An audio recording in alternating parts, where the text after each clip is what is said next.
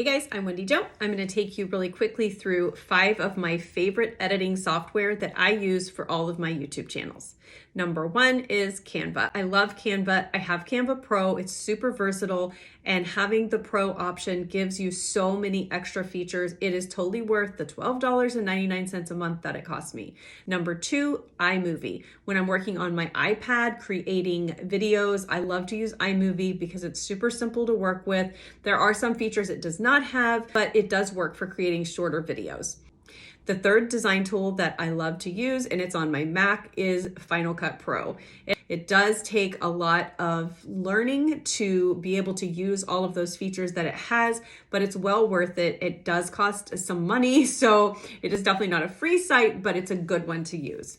The fourth software that I use is QuickTime Player. I use it to do all of my screen recordings, and it's completely free to use on my desktop. So that's another great option if you're screen recording or if you need to do picture-in-picture.